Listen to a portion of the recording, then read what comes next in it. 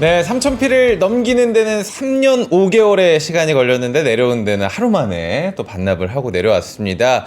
흔들리는 국제 정세 속에 이번 주 여러분들의 투자 고민 저희와 함께 하시죠. 아침엔 투자 허재입니다. 네, 안녕하세요. 홍선혜입니다.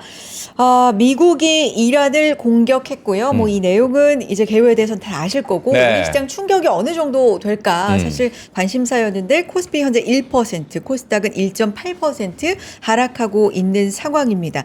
작전명이 한밤중에 해머? 망치였다고 하죠. 해머 네. 맞아요. 네.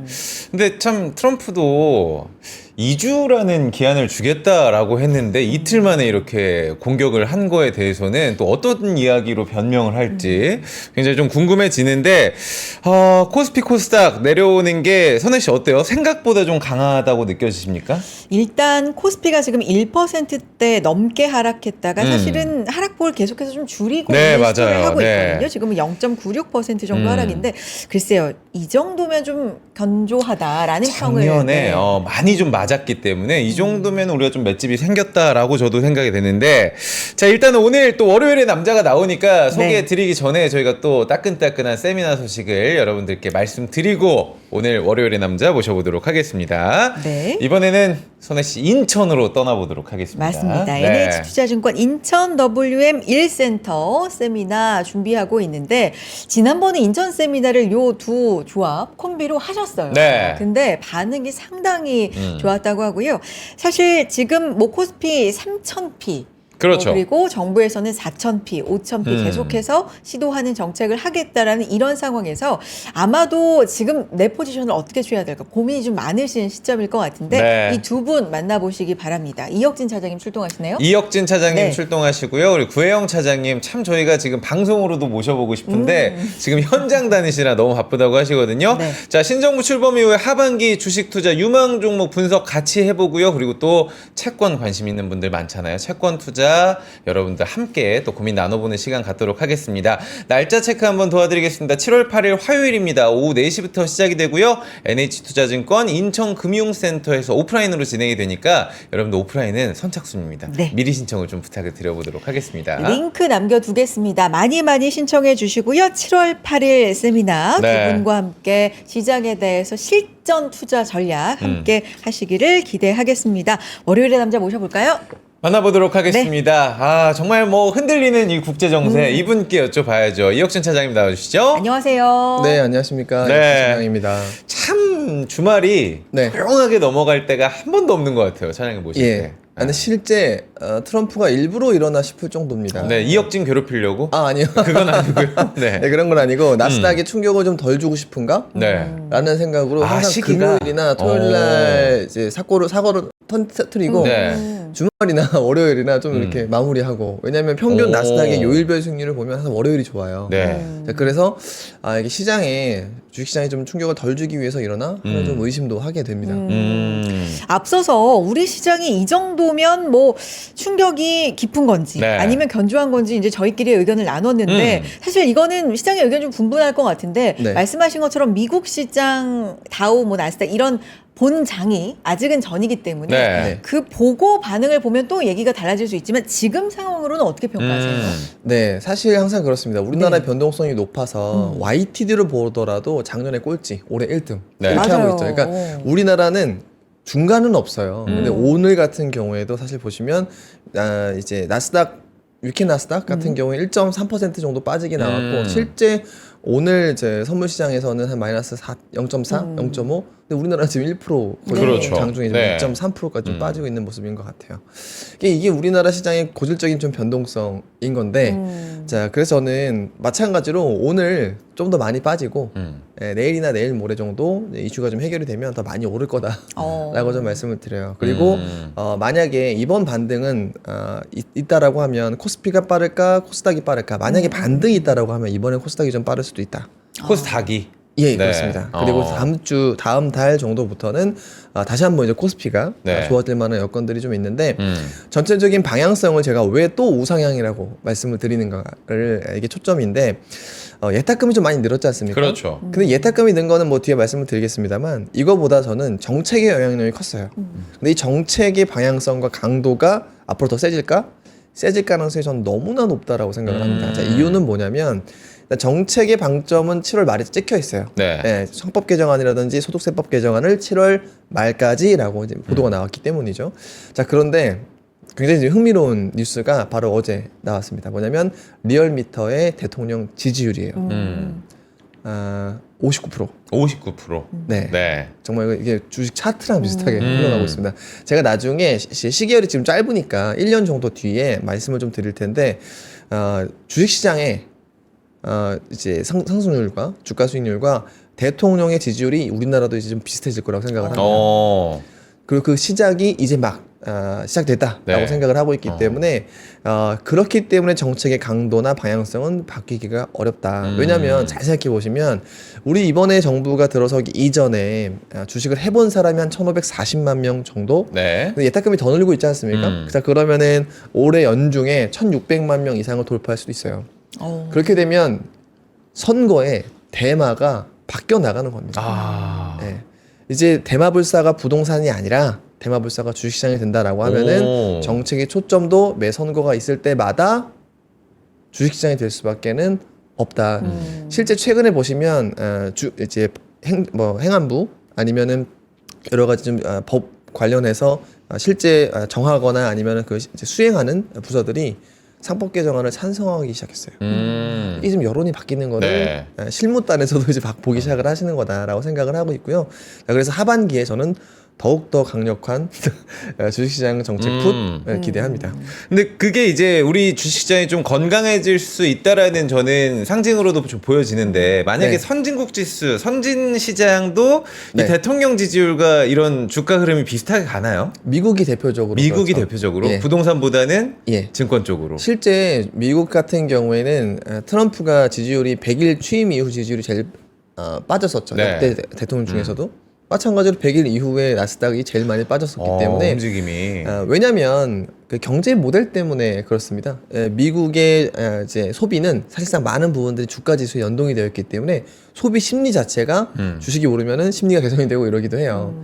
심리 지수도 잘 보여주고 있는데 자, 반대로 다른 아시아 국가, 특히나 우리나라는 네. 부동산의 연동이 많이 됐었었죠. 자, 그런데 지금 우리가 저번에도 말씀드렸습니다만 경제와 소비가 부동산 가격에 따라가지 못하는 것이 2년이나 지속이 됐기 때문에 이때부터는 모형이 좀 바뀔 가능성이 높은 것이죠. 중국 따라하다가 이제는 미국 따라하는 이런 변곡점이 될 것이고 먼저 우리가 반면교사를 삼은 것도 뭐 일본이라고 하는 좋은 네. 나라가 있기 때문에 자, 이런 모습들을 이제 막 25년도에 보여주지 않을까라는 생각입니다.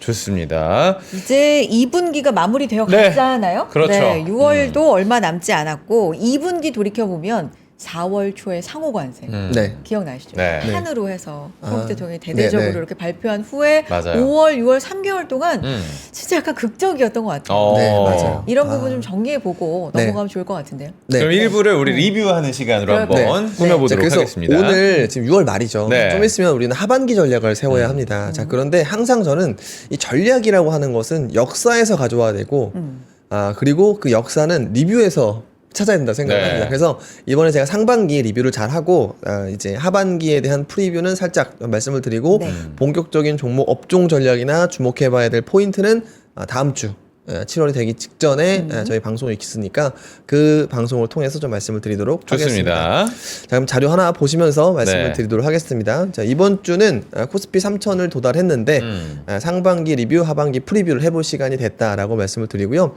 자, 돌이켜보면 저는 세 가지 키워드로 말씀을 드렸던 것 맞아요. 같아요. 다 기억나요. 네, 죽을 4월, 서프라이즈 5월, 그리고 유동성을 준비. 야. 이제 이렇게 세 가지로 말씀을 드리고 있는데 각각 어떤 사건들이 있었고 제가 왜 그 말씀을 드렸고 이를 바탕으로 하반기 어떻게 보는지에 대해서도 이야기를 하나씩 좀 진행해 보도록 하겠습니다. 네. 자, 첫 번째 4월이죠. 다시는 보고 싶지 않은 4월일 겁니다. 트리거는 사실 이제 오른쪽이죠. 트럼프가 말씀하신 대로 판을 들고 나왔었죠. 네. 그 판에다가 기존 관세와 기본 관세를 더하면 지금 보복 관세가 있기 전에 중국은 무려 50% 이상의 관세율, 중국이 아니라고 하더라도 다 최소 10에서 나머지 한 30% 이상의 관세율을 먹였던 것이 4월 전이라고 보시면 됩니다. 자, 이것이 만약에 가시화됐으면요, 스태그플레이션 피할 수 없었을 것이고요, 금리 인하는 올해 불가능했을 겁니다. 자, 그래서 이런 부분이 바로 4월에 우리의 패닉을 불러일으켰다라고 하는 것이고요. 자, 이런 것들이 조정이 되면서 지금 우리 시장이 반등한 트리거가 뭐 되기도 했었죠. 자, 그런데 자, 이런 관세율뿐 아니라 그 다음 두 번째 우리 걱정이 되는 것이 바로 채권이었어요. 국채 시장이 굉장히 불안했었거든요. 자, 그런데 그 당시에는 물리적으로 이제 수급이 상당히 불안했었던 시기였습니다. 자, 이유 중에 하나는 바로 이 바이든 정부의 이제 부채, 채권 발행 금액인데 보시면 23년도와 24년도에 정말 계속해서 많이 더 찍어내는 그러네요. 팬데믹 당시보다 더 많은 부채를 찍어내는 상황이었었는데 이 네이비색이 모두 단기채예요. 네. 그러면 단기채라고 하는 거는 이 다음에 채권의 만기가 내년이나 내후년에 올 수 있었다라고 하는 것이죠. 근데 그 만기가 바로 올해 전부 다 돌아오는데 자, 보시면 왼쪽이 바로 이 국채의 월별 채권 만기 시기예요. 보시면 3월과 4월과 5월과 6월에는 모두 1조 달러 이상의 만기가 도래되기 때문에 자, 이 채권의 만기가 모두 뭐 갚는 건 없는 거죠. 갚는 건 없는 것이기 때문에 장기채로 돌린다라고 하는 거고 장기채라고 하면은 10년 이상의 채권들을 보통 이야기를 합니다. 그 말은 이 채권의 부담이 단기에서 장기로 넘어가고 장기채가 크게 빠지기가 어려운 여건을 6월까지는 있을 수밖에 없다. 특히나 4월과 5월에는 장기채 상승 압력이 상당히 있을 수밖에 없는 여건이다라고 말씀을 드렸던 겁니다. 자, 그런데 그래서 피크아웃이 실제 4월 중 늦어도 5월 중에는 나올 가능성이 높고 6월 이후로는 예년 평균 수준을 향해 가고 있다라고 좀 말씀을 드렸고요. 그래서 6월에부터는 유동성 랠리를 좀 기대하는 단서가 바로 이런 채권 만기 금액에서도 우리가 찾아볼 수 있다라고 좀 말씀을 드렸습니다. 네. 자, 그런데 지금 당장은 올해 연말까지 기준금리가 1회인지 2회인지에 대해서 연준도 그렇고 시장도 갈팡질팡 그런 것 그렇죠. 같아요. 네. 하고 있는 것 같아요. 자, 그런데 저는 아주 조심스럽게 하반기에 이 전쟁 리스크가 9월 내로 좀 마무리될 가능성이 조금 있다라고 생각을 하고 있고 자, 그게 마무리가 된다면 금리를 내리지 못할 이유는 거의 없어지는 것 아닌가라고 기대를 해봅니다. 자, 그래서 9월 이후로는 최소 1회, 2회 그리고 많게는 50pp 정도의 B컷도 저는 한번 좀 아직까지는 좀 기대를 하고 있는 상황을 생각을 합니다. 이유는 뭐냐면 뭐 뒤에 말씀을 드리겠습니다만 결국에는 금리라고 하는 것은 정책 금리라고 하는 것은 물가를 따라가야 되는데 지금은 물가를 상승시킬 수 있는 요인들은 많아요. 뭐 전쟁도 있고 관세도 있죠. 근데 지금 당장 발표되는 것들은 다 물가가 떨어지고 있습니다. 그래서 이 우리가 걱정하는 것이 사실과 다른다. 실제 지표로 예를 들어 8월과 9월에 찍혔는데 사실 걱정과 사실이 다르다라고 한다면은 금리는 그때 우리가 잘못 판단했네 그러면은 나머지 국가들이 지금 이미 3회 4회 이상 한 상황이기 때문에 한 번 정도는 B컷이 나올 가능성도 있다라고 생각을 하는 겁니다. 자, 그 다음에 이제 5월입니다. 그렇죠. 제가 5월에 서프라이즈 5월이 나올 가능성이 있다라고 강조드렸던 배경에는 자, 앞으로도 마찬가지예요. 지금 전쟁 돌발 리스크가 터졌죠. 자, 뭐냐면 우리가 나쁜 것으로 만약에 주가가 많이 빠졌다. 자, 그러면 그 나쁜 것을 그냥 우리가 개념적으로 우리가 기분이 나쁜 게 아니지 않습니까? 그걸 지표로 확인할 수 있는 것들이 어떤 상황에서도 존재합니다. 자, 이번에는 빅스 지수와 경제 불확실성 지수, 그 다음에 공매도 거래 이런 것들이 상당히 이제 겹쳐서 있었던 상황인 거죠. 자, 그런데 자, 5월 초에 바로 이런 것들이 피크아웃하는 조짐들이 다 보였다라는 것이고요. 네. 자, 그러면 우리는 나쁜 것에 대한 피크아웃이 지표로 확인되면 내 기분, 내 손실난 종목에 대한 언짢은 감정은 있습니다만 이때는 로봇의 마인드로 사야 된다라고 좀 말씀을 드리는 거예요. 자, 그럼 이런 관점으로도 지금 전쟁 지정학 리스크가 피크 아웃되는 조짐들을 어디서 찾아야 될지도 향후에 좀 말씀을 드리도록 하겠습니다. 자, 그 다음에 반복되는 역사. 자, 이것이 서프라이즈 5월의 또 다른 실마리라고 말씀을 드린 바가 있습니다. 뭐냐면 자, 위의 것이 바로 S&P 500의 트럼프 1기 지수이고요. 그 다음이 바로 아래 트럼프 2기의 S&P 500 지수입니다. 자, 마찬가지로 제가 이렇게 생각을 합니다. 저도 나이를 먹을수록 같은 시간과 같은 시기에 같은 행동을 반복합니다. 자, 즉 나이가 들어갈수록 루틴을 하게 됩니다. 트럼프의 나이가 이제 거의 80대이고 자, 그래서 트럼프 역시도 자기도 모르게 이제 같은 시기에 같은 행동을 할 가능성이 높다라고 하는 것이죠. 아까 제가 항상 트럼프의 노이즈는 금요일과 토요일에 자주 발생을 하는 것 네, 같다라고 맞아요. 하는 것처럼 네. 항상 그런 패턴을 따라간다라고 했을 때는 마찬가지로 5월부터는 안도랠리가 시작이 돼서 트럼프 1기의 상황처럼 9월 전까지는 안도랠리가 지속이 될 가능성이 높다라고 하는 것이 제가 5월의 증시를 낙관했었던 배경입니다. 자, 마찬가지로 이번에도요. 저는 그 당시에도 9월 이후는 조금 점검이 필요하다라고 말씀을 드렸어요. 자, 그런데 이번에도 마찬가지인 것 같아요. 자, 이유는 뭐냐? 자, 첫 번째가 중국과의 관세 유예일 90일을 더하면 시기가 또 8월 말에 가요. 그럼 또 9월이기도 하거니와 또 재밌는 점은 이번에 이란과 미국이 전쟁을 하는데 유럽이 지지하고 미국이 세게 나오는 배경은 바로 지금이 여름이기 때문입니다. 네. 에너지 가격이 갑자기 급작스럽게 올라가기 좀 어려운 상황이죠. 네. 만약에 지금요 11월, 10월에 이란과 전쟁을 했잖아요. 유가는 $80가 아니라 $90까지 막 올라갔을 거라 생각을 합니다. 왜냐하면 비축 수요가 있는 상황에서 심리적으로 내가 추우면 이 공포감은 더 발작을 할 수밖에 없는 것이죠. 자, 그런데 그렇기 때문에 저는 6월에 전쟁을 시작할 수밖에 없는 미국의 상황이 있었을 것이고, 네. 자, 여름이기 때문에 유럽이 이번에 이란 전쟁을 지지하는 것이다 생각을 합니다. 자, 그러면 추워지는 시기가 또 9월이죠. 자, 그렇기 때문에 9월까지 이 전쟁을 미국은 끝내려고 할 것이고, 이란은 9월 전까지 협상을 하지 않으려고 했었겠죠. 시간을 끄는 모습이 보이니까 협상한다고 하면 그냥 막 때려버리는 이런 상황이라고 생각을 하는데, 자, 어쨌든 8월까지는 저는 이런 안도랠리가 지속이 될 거라고 생각을 하고 있고요. 9월부터는 점검을 해봐야 되는데, 자, 9월에 제가 안 좋을 수 있는 이슈 두 가지만 말씀을 드렸습니다.만 좋을 수 있는 단서 두 가지가 있습니다. 좋습니다. 네, 첫 번째는 연준의 B컷 가능성이 또 연준. 9월인 네. 거죠. 네, 그리고 두 번째는 제가 한 10번은 말씀드렸던 것 같아요. 네. 연준의 기준금리가 인하된 직후 12개월 뒤에는 제조업 지표가 턴어라운드 했다. 그럼 우리나라 수출도 늘었다. 그런데 지난해 연준의 첫 번째 금리 인하한 시기는 9월이었고 플러스 12개월은 올해 9월이기 때문에 경기적으로 좀 돌아설 가능성도 있다. 결론적으로는 심리적으로 두 개가 좀 점검 사항이 있고 경기나 금리는 9월에 좀 좋아질 수도 있는 야건이 좀 있기 때문에 9월에는 변동성이 좀 커지고 거기에 판단을 잘하면 우리는 또 한 번 제대로 주식시장에서 크게 먹을 수 있는 상황이 나올 수도 있겠다라고 네. 생각을 합니다. 자, 그러면 이제 6월이죠. 네. 바로 이제 지금 개월의 마지막입니다. 그렇죠. 자, 유동성 준비를 왜 말씀을 드렸나? 자, 첫 번째, 유동성은 새롭게 생기는 게 아니라요. 이미 엄청나게 풀려 있습니다. 자, 지금 미국이 아까 제가 말씀드렸던 단기채 조달을 통해서 유동성을 많이 풀어놨는데 그 미국보다도 우리나라와 중국은 더 많은 유동성을 정말 뽐뿌했었던 상황인 거죠. 네. 자, 그런데 문제는 이 주식시장으로 이 유동성이 오는 것이 아니라 다 어디로 갔죠? 원베일리나 그죠? 아니면 잠실의 엘스, 부동산. 리센츠, 파크리오, 트리지움 이런 데로 갔죠. 자, 그래서 이 유동성은 이미 나온 것인데 풀린 것인데 이 유동성을 주식시장으로 옮기고자 하는 노력이 부재했었다라는 겁니다. 자, 그런데 이 노력이 시작이 됐고 그 시작이 비가역적일 것 같다, 방향성이 라고 말씀을 드리는 거예요.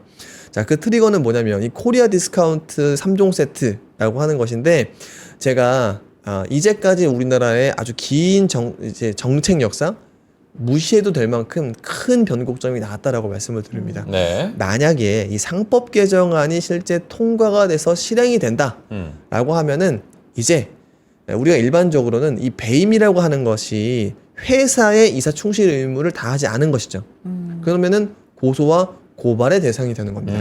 자, 그러면 이 충실 의무가 회사에서 주주가 더해진다라고 하면은 의도적으로 주주의 가치를 훼손하는 것들을 하면은 잘못하면 결국에는 고발을 당할 수 있어서 네. 지금 재계에서는 자, 그런 부분들을 좀 걱정을 하고 계시죠. 어쨌든 우리 일반 주주 입장에서는 이런 것들이 크게 바뀌는 것이다 라고 하는 거고요. 또한 두 번째는 소득세법 개정안인데 사실 저는 작년에는 금투세 폐지, 올해는 소득세법 개정안이 초거액 자산가들 100억 이상의 금융자산을 보유한 자산가분들 입장에서는 굉장히 큰 머니무브를 생각할 수밖에 없는 상황이다 라고 말씀을 드립니다. 자, 왜 그런 얘기를 드리냐면 네. 자, 제가 부동산의 보유세와 소득세, 주식시장을 갖고 있는 배당소득세에 대해서 한번 말씀을 드리겠습니다. 자, 예를 들면 우리가 아크로 리버파크, 그죠? 또 뭐 비싼 아파트 뭐 있죠? 원베일리. 네. 자, 이걸 갖고 있으면 만약에 보유세 0.3% 정도밖에 되지 않습니다. 부동산에 대한 보유세가 0.3%요. 네, 그 정도입니다. 자, 그러면 이걸 시가로 한번 계산을 해보면 한 1,000만 원 초중반 정도가 되죠. 네. 이게 뭐 높다고 낮다라고 말씀을 드리는 것이 아니라 앞으로 더 높아질 가능성이 남아 있다라고 하는 거예요. 자, 근데 이것을 만약에 우리는 지금 미국을 보면서 자꾸 이제 표준화해서 따라가고 있는 것 같거든요. 네. 이번 정부에서는. 근데 만약에 미국의 보유세를 생각을 해보면 1%입니다. 확실히 차이가 나네요. 0.3 대 1%. 네, 여기에서는 뭐 이게 양도소득세, 중과세 이런 거 다 빼고 단순히 그냥 보유세만 말씀을 드리는 겁니다. 자, 그렇게 되면 얼마인가요? 최소 5천입니다. 그렇죠. 네, 그러니까 부동산을 갖고 있는 나의 부담, 보유 부담은 늘어날 수 있는데 그 배수가 뭐 2배, 3배일 수도 있다라고 하는 것이죠. 자, 실현 손익은 내년도에는 유예됐었던 양도소득에 대한 중과세가 끝날 수도 있습니다. 5월인데. 자, 그렇게 되면 내가 실현 손익도 뭐 30% 이상은 좀 까일 수가 있는 것이죠. 근데 반대로 이 소득세법 개정안은요, 아까 제가 말씀드렸던 100억 이상의 초고액 자산가들 같은 경우에는 예를 들어 1,000억을 받는다. 배당 소득을. 그러면은 500억밖에 못 가져가는 상황이었어요.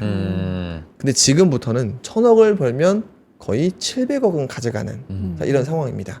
더군다나 다른 세금을 건드리지 않고 분리과세이기 때문에 자, 그렇기 때문에 초고액 자산가들 입장에서는 머니무브가 앞으로 더 될 가능성이 제가 봤을 때는 굉장히 높다라는 거예요. 내년을 보면 더 가속화될 가능성이 높다. 그래서 예탁금은 YTD로 보면 이미 한번 크게 올랐거든요. 65조까지 터치를 했습니다.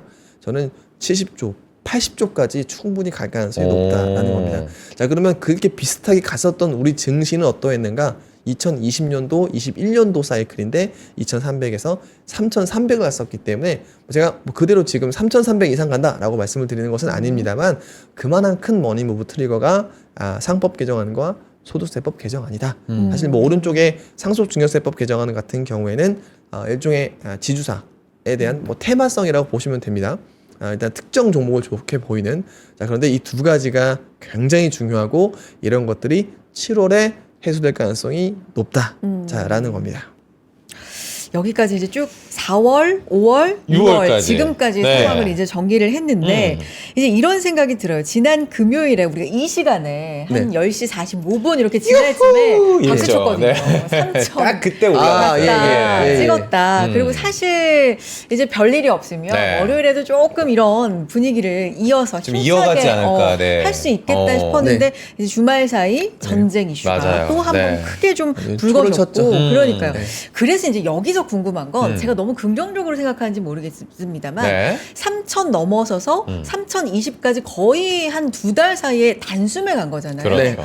G20 지금 상승률 중에 우리 한국이 1등이고 지난 금요일 기준으로 보면 한 이번 달에만 상승률이 한 12%? 되더라고요. 2등하고도 차이가 굉장히 커요. 그러니까 우리가 이제 1등을 압도적으로 하고 있는데 여기서 오늘 만약에 쉬어갔다면 요 기대감이 약간은 한풀 꺾이나 그러니까 많이 이제 올라갔으니까 속도 조절을 이제 하려고 하나라고 하던 참에 전쟁 이슈 때문에 이게 빠지면은 이거는 빠지는 거는 우리 때문이 아니라 우리 때문은 아니죠. 전쟁 이슈 때문이야. 맞아. 이렇게 돼버리면 아직은 다시 이제 반등할 때 아직은 우리만의 이슈가 살아있어. 이렇게도 기대해 볼 수 있지 않을까? 이거 너무 희망회로인가요?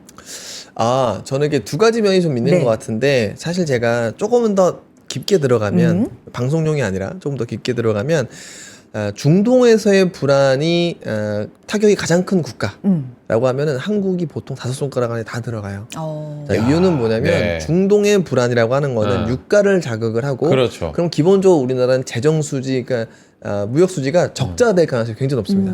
들어오는 건 비싸게 가져오고 나가는 거는 싸게 파는 거니까. 자, 그래서 유가가 오르면 우리나라는 기본적으로 무역 수지가 빠집니다. 자, 그런데 우리나라의 코스피의 주가 수익률에 가장 연동이 높은 지수는 수출이에요. 수출. 그러니까 수출에 대한 전체적인 볼륨이 느는 것도 중요한데 무역 수지가 훼손이 되면 우리나라 주식은 빠지는 게 정상이에요. 자, 그럼에도 불구하고 지금 1%밖에 안 빠지는 것은 사실 저는 굉장히 크게 선방을 하고 있다라고 개인적으로 생각을 합니다. 자, 근데 이번에는 더군다나 더 큰 악재예요. 냉정하게 보면. 왜냐?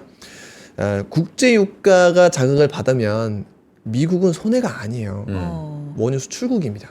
그렇죠. 미국은. 그리고 뒤에 뭐 이번에 다 말씀드리지만 미국은 지금 이란이 봉쇄를 하면 좋아할걸요?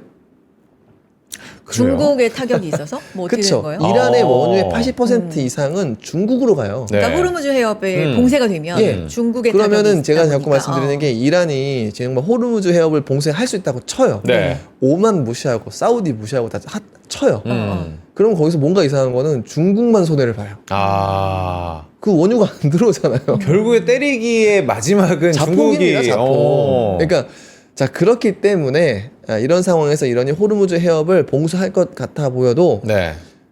자기네는 지금 자체적인 전쟁 수용 능력을 저는 이제 좀 편하게 얘기하면 거의 상실한 수준까지 갔습니다. 그럼 누가 도와줘야 네. 전쟁을 수행할 수 있는 상황이거든요. 그럼 누가 도와주냐? 지금은 제가 방산주 많이 말씀드릴 때 얘기했던 거지만 중국과 러시아의 대리전이 중동에서 일어나고 있다. 자, 그런데 지금은 재밌는 점은 유럽은 여름이라서 미국 편을 들 수 있어요. 네. 자, 그런데 지금은 중국과 러시아가 이란을 대놓고 편들기가 어렵다고 하던데요. 좀 어려워요. 네. 자, 예를 들면 중국은 지금 미국과 관세 협상을 하고 있어요. 네. 90일 동안 이 안에 끝내야 됩니다. 자, 이런 상황이기 때문에 중국도 대놓고 무슨 물자를 대주거나 이러기가 좀 어려운 상황이고, 자, 러시아는 자기들이 전쟁하고 있잖아요, 지금. 이게 진짜 제가 좀 이거는 저희끼리만 아는 겁니다. 우리끼리만, 비밀이에요, 여러분. 여러분들. 우리끼리만. 네. 네. 러시아는 두 가지가 없어요. 감자와 남자. 감자와 남자. 남자는 지금 다 전쟁 맞아요. 이미 나가 있어요. 나가 있고요. 네. 감자. 일반적인 곡물이 지금 곡창지대가 훼손이 됐지 않습니까? 아하. 감자가 없어 감자 하이퍼 인플레이션이 나오고 있어요. 아, 실제로요? 네. 오. 그러니까 지금 이게 러시아도 이렇게 쉬운 상황이 아닙니다. 네. 그러니까 무슨 우리가 정말 뭐 중국은 항상 셀 것 같고 러시아는 항상 뭔가 자급자족할 것 네. 이렇게 같지만 실제 러시아도 좀 쉬운 상황이 아니에요. 아하. 자, 근데 만약에 자 주말 상간에 어떤 소문이 돌았죠? 북한 핵이 뭐 어디다 이제 이란으로 간다 이런 소문이 나왔어요. 근데 네. 그러면 말이 안 되죠. 그러면 이제 그 핵 확산 그 NPT 조약의 완전한 위반이고 네. B2 폭격기 다음 행선지가 북한이 될 수도 그러니까 그런 있죠. 걱정을 하겠죠. 예, 그런 걱정을 할 거예요. 그리고 이번에 보면 알겠지만 이 B2 폭격기 뒤에서 얘기할 거 다 얘기해 버리지만 B2 폭격기가 노린 그 벙커버스터의 미사일이 어디를 노렸냐면 네. 환기구를 노렸어요. 환기고요? 네. 이유가 있나요? 왜냐면 다 90m 이하의 시설이 네. 있으니까 이거를 벙커버스터로 뚫어버리는 거예요. 네. 근데 조금이라도 더 밑에 들어가야 되잖아요. 그러니까 환기구를 통해서 미사를 넣은 거예요. 정말 정밀 타격이었네요. 그러니까 이게 얼마나 무서워. 근데 이걸 보면 제일 무서워할 게 바로 김정은일 텐데 김정은이 갑자기 핵을 남한테 줘가지고 네. 그 위험을 자기한테 전달할 그렇죠. 가능성은 너무너무 낮은 거죠. 자, 따라서 전 두 가지라고 정리해보면 네. 두 가지라고 생각하는데 지금 당장 어제까지 뉴스를 보면 우리나라가 제일 많이 빠져야 돼요. 왜냐하면 무역 수지 훼손 요인이 생겼고 네. 이제 전략적인 뭐 지정 리스크가 크면서 우리나라가 문제였던 거죠. 하지만 이란의 문제를 잘 생각해 보면 사실 더 리스크가 커질 가능성은 조금 낮다라고 보여지고 네. 그런 반등에 대한 폭도 우리나라가 제일 클 거다라고 생각을 하는 겁니다. 자, 그래서 뭐 그 내용을 사실 좀 뒤에 네, 말씀드릴게요. 네, 뒤에 자료 자료를- 보면서 가셔도 될 것 예, 같고 그러면은 저희 1부 리뷰 요약만 살짝 해주시고 네, 2부 네. 가서 자세한 얘기 나눠보도록 하겠습니다. 예, 알겠습니다. 네. 요약 큐. 요약해 주신다면서. 예. 제가 광고 보고 들어온다고 자꾸 생각해가지고. 예. 네. 제가 좀 요약을 해보면 네. 장표와 같이 말씀드리겠습니다. 자, 우리가 지나온 궤적을 보면 어떤 게 악재고 어떤 게 호재인지 그리고 앞으로 어떤 구도인지를 이제 알 수가 있죠. 4월의 악재는 분명하게 관세였어요. 근데 단순히 관세 그 자체가 아니라 그냥 10% 정도 수준이 끝나는 게 아니라 트럼프가 이제까지 얘기한 것들을 종합해 보면 30% 중국 같은 경우 50% 이상의 파괴적인 관세율 그리고 이것이 유지가 됐었다라고 하면은 뭐 스태그플레이션은 피할 수가 없었을 겁니다. 자, 그다음에 두 번째로는 기본적으로 장기채가 안정화될 수 있는 상황이 아니었습니다. 채권의 만기 물량이 4, 5, 6월에 압도적으로 많이 몰려 있었기 때문에 어떤 물가지표가 좋게 나온다고 하더라도 수급적인 요인으로라도 장기채가 하락할 가능성은 낮았죠. 4월에는 그냥 우리는 맞을 수밖에 없었던 상황인 겁니다. 자, 근데 5월에는 이 안 좋았던 것들이 보여주는 지표들, 뭐 빅스 지수나 경제 불확실성 지표, 그리고 공매도 거래, 우리나라 같은 경우에 특수한 요인이 있었죠. 이게 재개되면서 안 좋았던 지표들이 존재했었는데 5월 초 이런 것들이 모두 피크아웃을 하면서 서프라이즈 5월에 대한 실마리들이 이미 제공이 됐었다라고 하는 거예요. 자, 여기에 항상 트럼프가 반복되는 행동 패턴들이 있었죠. 이 패턴을 미국에서는 타코라고 이야기하기도 하죠. 이건 아주 단기적인 것이고 네. 저는 장기적으로 보더라도 트럼프의 어떤 패턴이 있다. 자, 그래서 자, 5월과 8월에는 안도 랠리 가능성이 1기 확인이 됐고 2기에서도 비슷한 궤적을 그럴 가능성이 있다라고 저는 말씀을 드렸던 겁니다.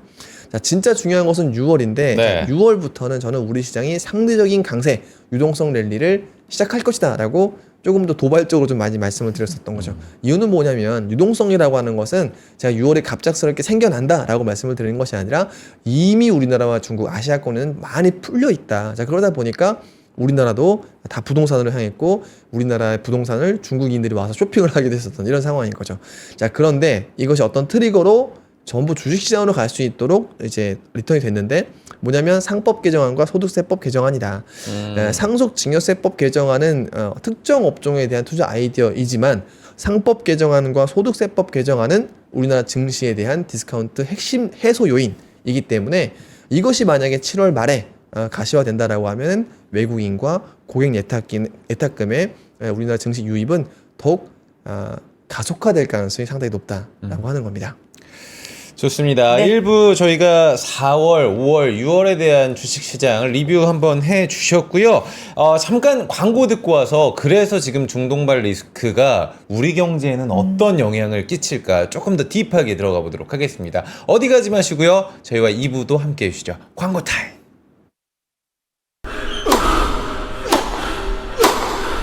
멋있다. 부러운가? 14만 1211번의 스윙과 68개월 27일의 투자로 만들어진 자세다. 나의 테니스도 나의 자산도 투자로 키운다. 나는 투자한다. 나는 성장한다. NH투자증권. 와, 멋있다. 부러운가? 기본기 연습과 스트로크 훈련에 1532시간을 투자해 갖게 된 리듬이다. 나의 드럼도 나의 자산도 투자로 키운다. 나는 투자한다. 나는 성장한다. NH투자증권.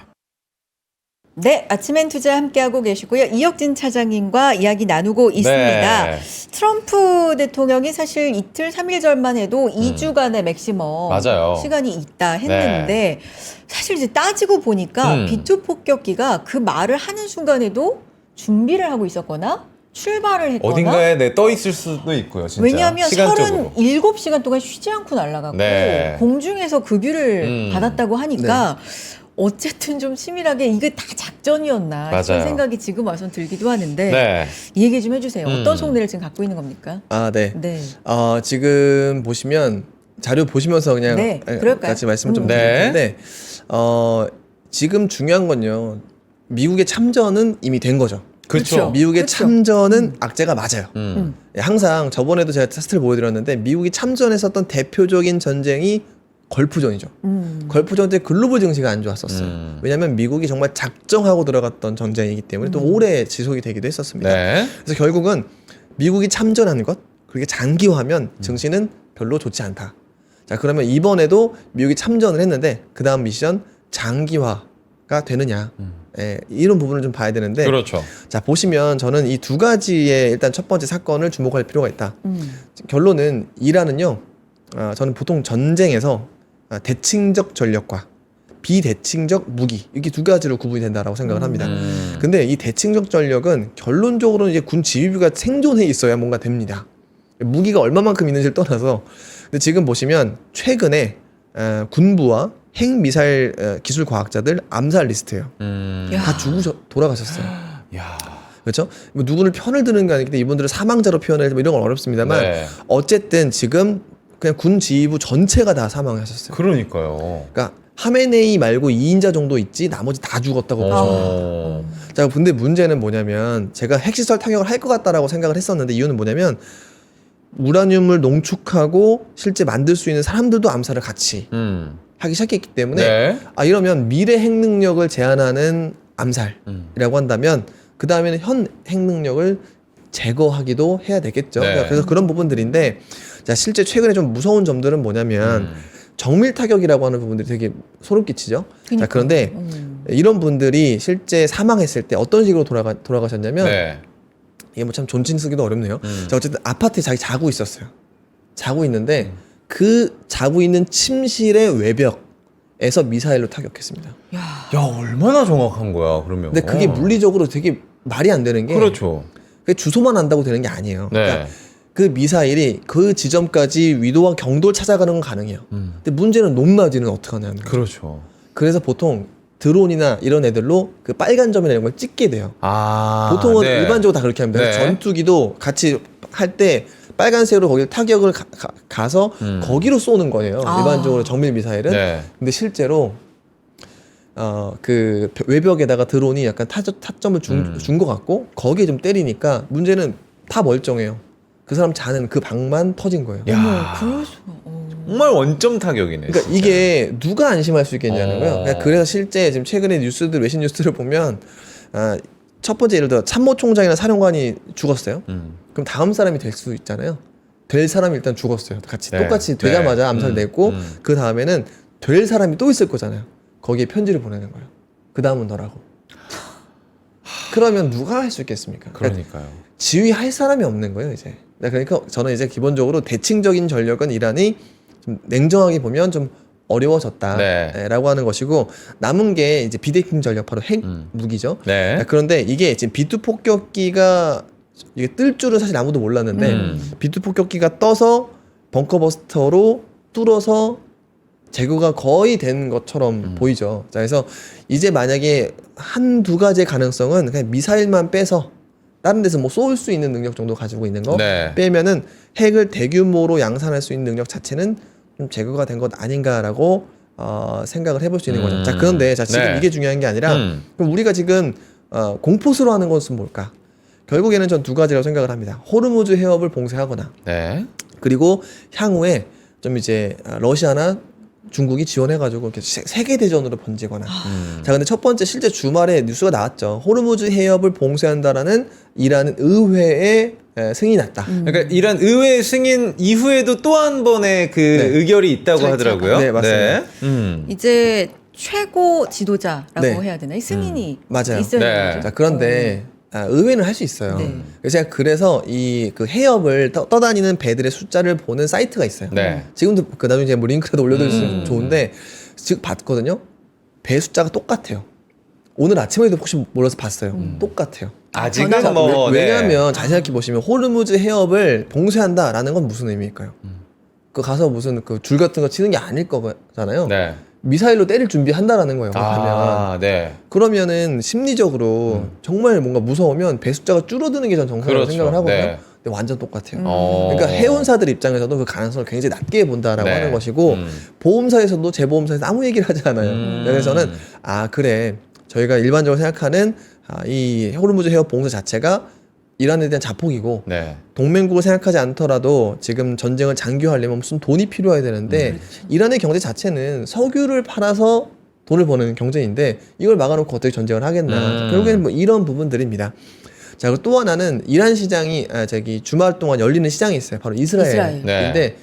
이스라엘 주가가 올랐어요. 그렇죠. 예. 근데 문제는 그걸 더 세밀하게 봐야 되는 것이 그러면 이스라엘에서 어떤 주식이 올랐냐는 거예요.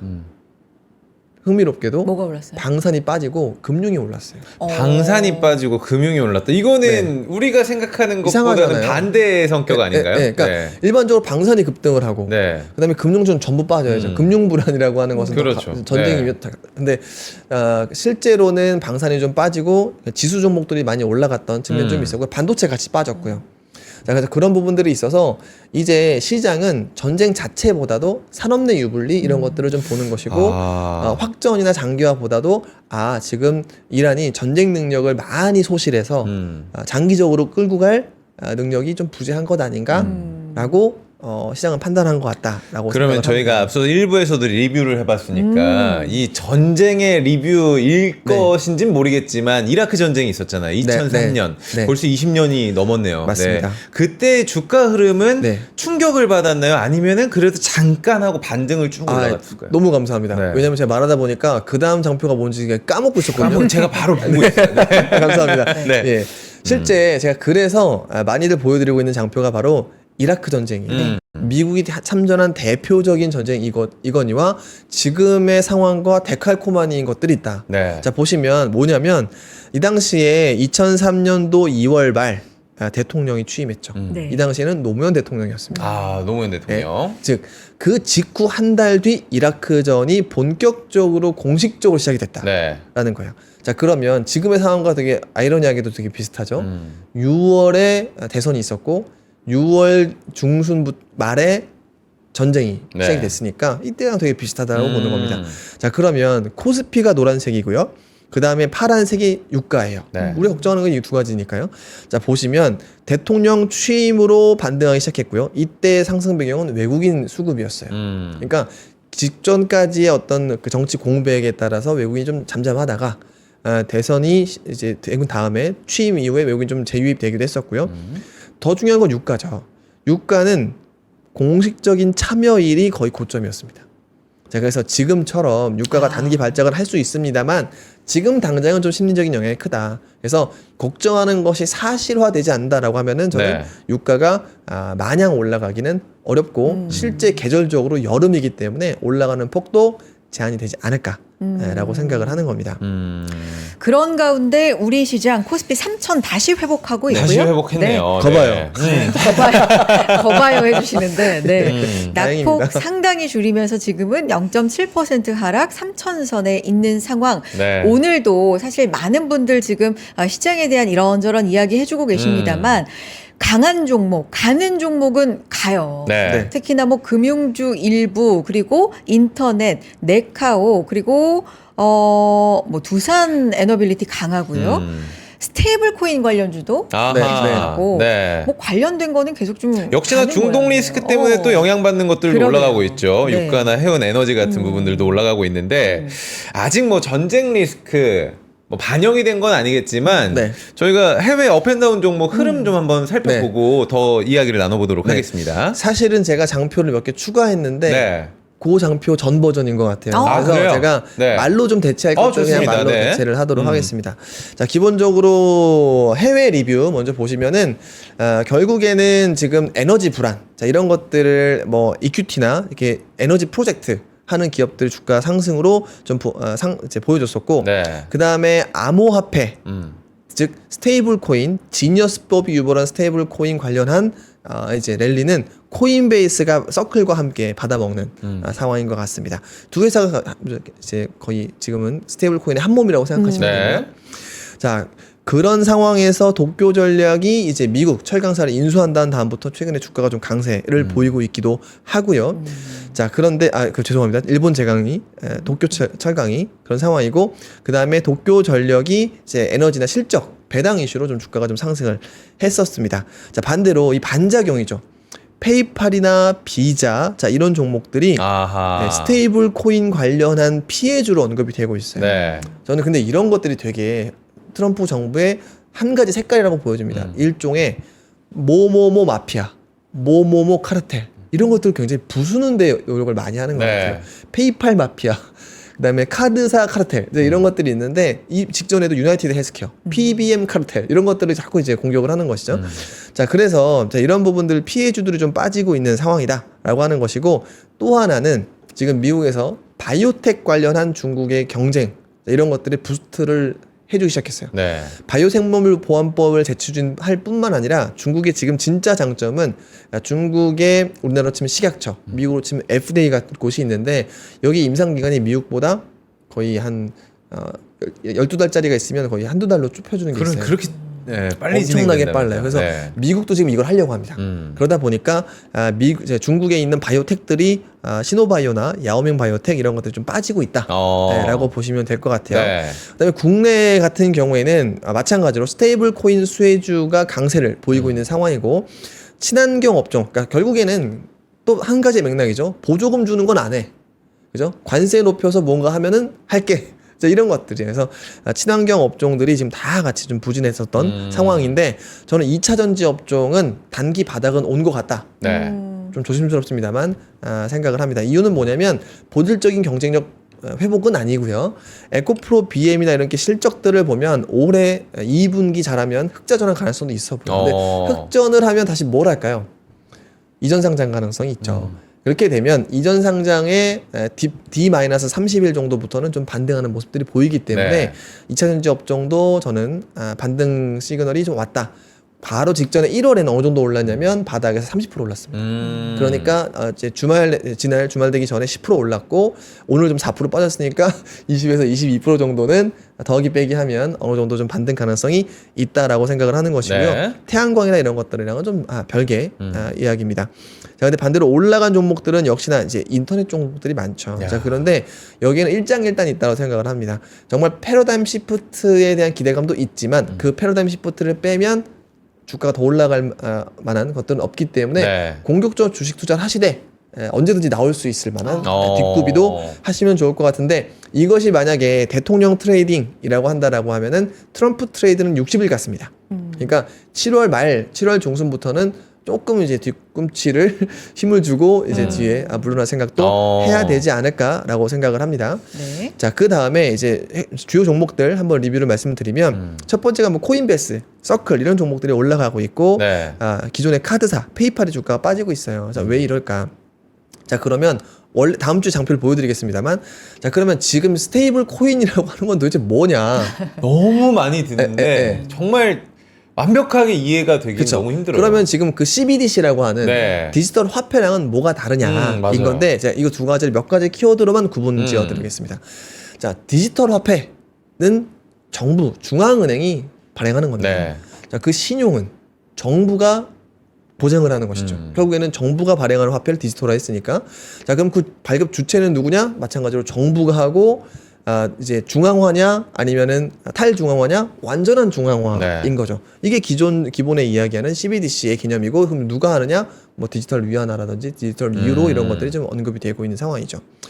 자, 그러면 지금의 경제가 그대로 간 상황에서 디지털화만 한 것이 CBDC라고 보시면 됩니다. 네. 자, 근데 스테이블 코인은 무엇이냐? 기본적으로 민간이 하는 거예요. 자, 그러면 민간이 발행을 하기 때문에 신용의 보장을 누가 하느냐?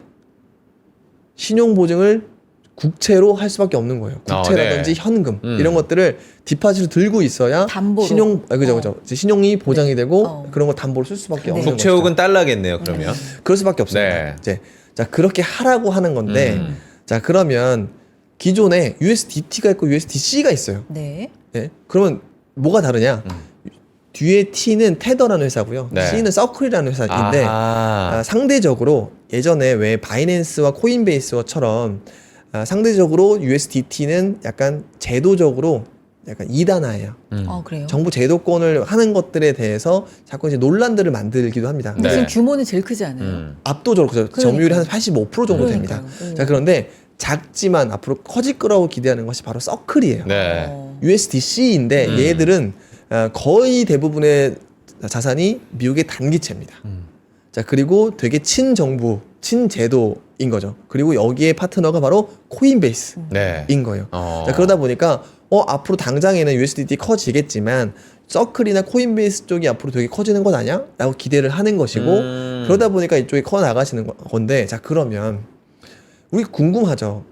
스테이블 코인이 왜 필요하냐? 맞아요. 네, 사실 네. 방송 다 됐지만 아니 재밌어요. 왜 왜 필요한 거예요? 필요하냐? 자, 잘 생각해 보시면 이게 두 가지의 경로를 따라가는 겁니다. 네. 자, 내가 비트코인을 사고 싶어요. 네. 네, 비트코인을 사고 싶은데 그러면 그 예수금을 어떻게 보관할까요? 다시 달러로?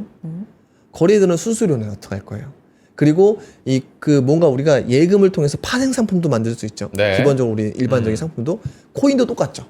자, 그러면 그 기초 자산을 뭘로 할 거냐가 미션인 거예요. 그래서 그 기초 자산 우리로 치면 아주 쉽게 말씀드리면 증권의 예수금이 바로 USDT, USDC와 같은 스테이블 코인이라고 생각을 하는 겁니다. 그러면 그거를 이제 그것으로 보관을 하고 코인을 샀다가 팔고 그리고 또 하나는 이렇게 되어야 다른 나라 거래소로 내가 뭐 거래를 하고 싶어요. 그럼 그게 달러나 물리적으로 이렇게 가면 안 되고 스테이블 코인으로 바꿔서 가면 갈 수 네. 있는 모델을 하면은 자연적으로 이제 국채를 사고 난 상황에서 어디든 이동할 수 있는 이런 경제가 된다라고 하면죠.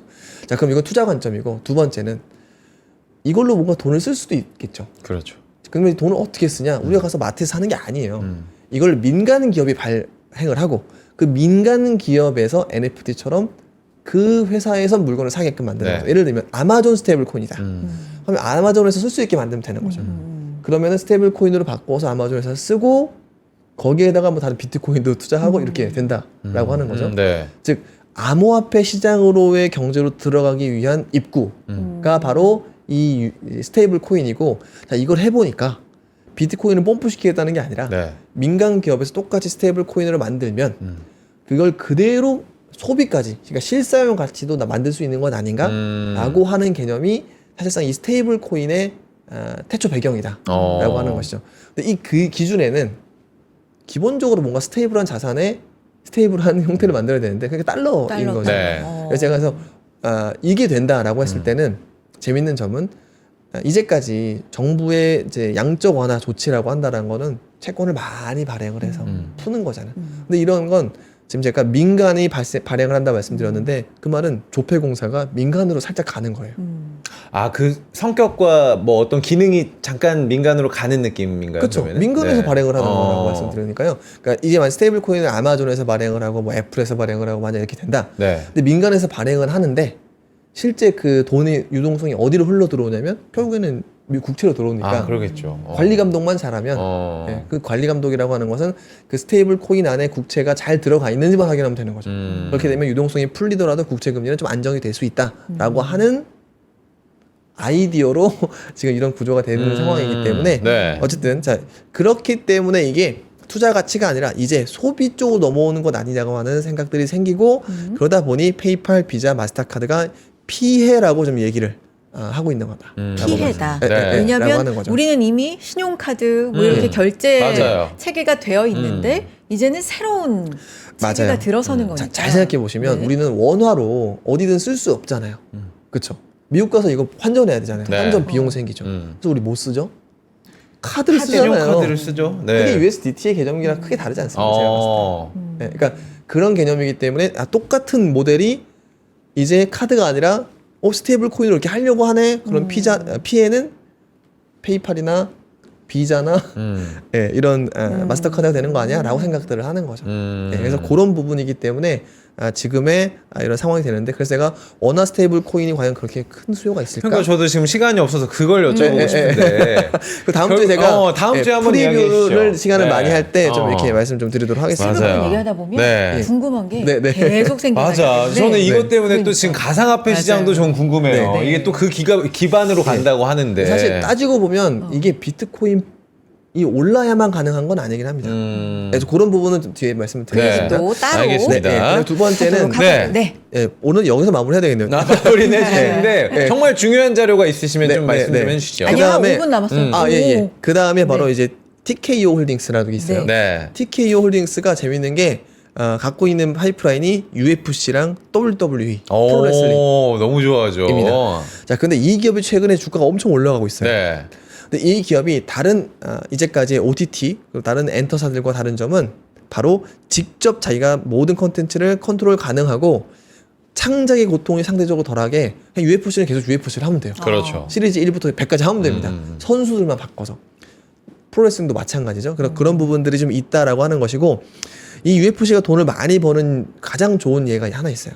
네. 메이웨더는 한 번 하면 수백억, 수천억 달러를 버는다고 하죠. 그렇죠. 근데 UFC의 챔피언은 파이트 머니가 그렇게 안 돼요. 어. 네, 뭐 100억은 벌 수 있지만 네. 파이트 머니가 10분의 1밖에 안 됩니다. 그럼 그 돈이 어디로 가느냐?